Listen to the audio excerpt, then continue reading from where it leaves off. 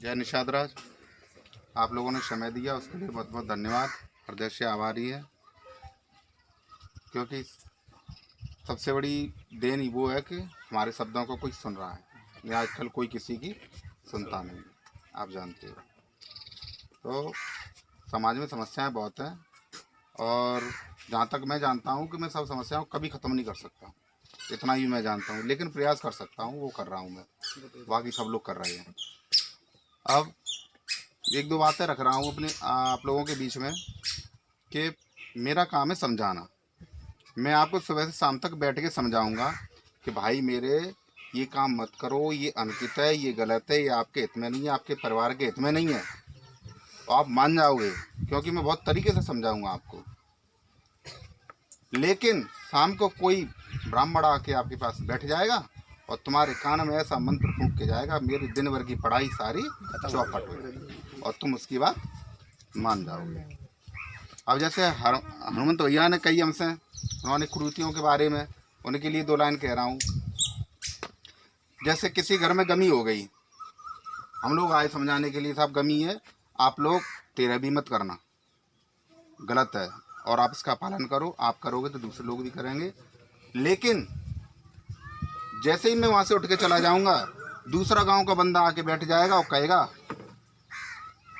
तेरह ही ना कर रहे हो, वो ना ही समाज ना ही करेगा। वह समाज को बाप ना मरो, तेरो मरो, तो पे ना है रही तो मैं कर दूं, तू मरेगा वो पैसा से, तो पे ना है रही तो मैं कर दूं, ले पैसा ले कज ले मुँह पे, कमी हुई तो बता, है तब दे दिए, नहीं है जाता तो खेत लिखाई लेंगे बाद में। तो क्या करेगा वो, करनी पड़ेगी मजबूरी में, क्योंकि वो बात ही ऐसी कहेगा। और बात के ऊपर हमारी समाज के लोग खेत बेच देते हैं। बच्चे की पढ़ाई के लिए खेत कभी नहीं बेचा होगा, जेब में रखा हुआ पैसा कभी खर्च नहीं किया गया होगा, लेकिन शान पे उन्होंने अपने खेत घर सब कुछ गिरवी रख दिया होगा। उन्होंने कहा दूसरी बात, शराबबंदी की,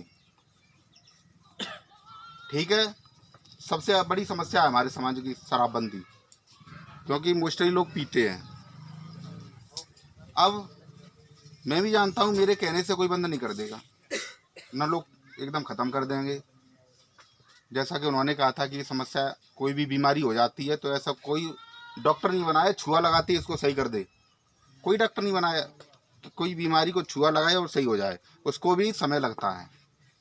तो मैंने भी यही आपसे कहा है, ठीक है आप बंद नहीं कर रहे हो पीना तो कोई दिक्कत नहीं है, पीने के तरीके तो बदल लो, चार लोगों को बीच में बैठ के पीना छोड़ दो। आप पीने के बाद अपने घर जाके अपनी पत्नी को मारना तो छोड़ दो, अपने बच्चों को मारना तो छोड़ दो, पड़ोसी को गाली देना तो छोड़ दो, इतना तो कर ही सकते हो ना।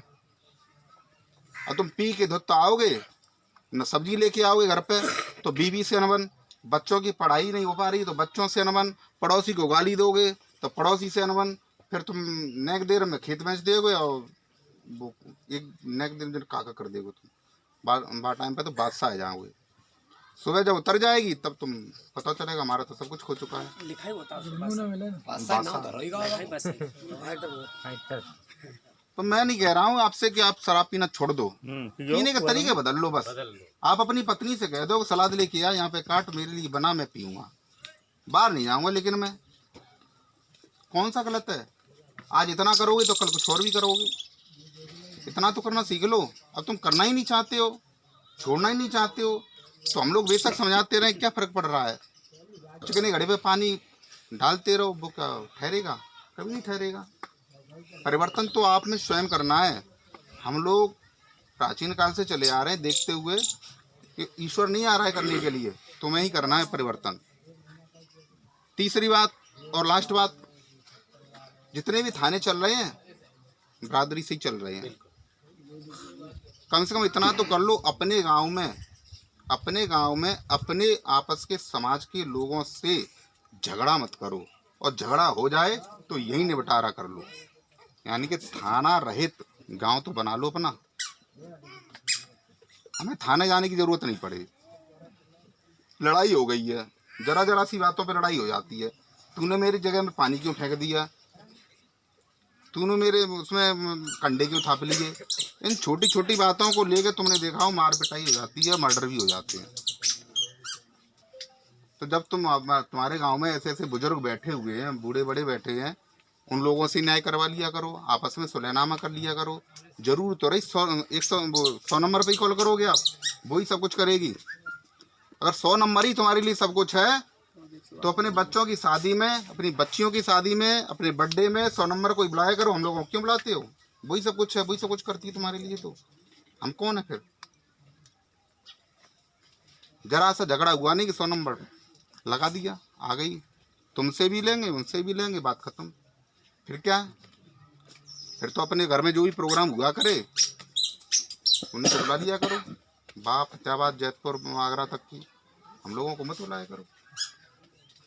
छोटी छोटी बातें हैं जिन्हें आपको खुद सीखना है। मैं नहीं सिखाऊंगा बार बार आके, और ना डॉक्टर साहब आएंगे बार बार, और ना ही कोई और आएगा आपके पास। आपकी निजी समस्याएं, लोकल समस्याएं, इन्हें स्वयं सुलझाना है। बड़े बुजुर्गों का इतना सम्मान तो रख लिया करो कि इनके कहने पे बात मान लिया करो। जो मरने से पहले जो तो कहेंगे कि एक अच्छा काम करो इनने महिला, कि हमारी बात मान ली इनने।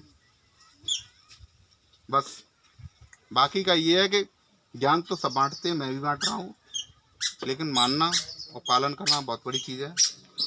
तो आपसे अनुरोध है कि अगर हो सके तो थोड़ा सा समाज हित में इतना कर लेना। बाकी आपकी इच्छा है। धन्यवाद। जय हिंद।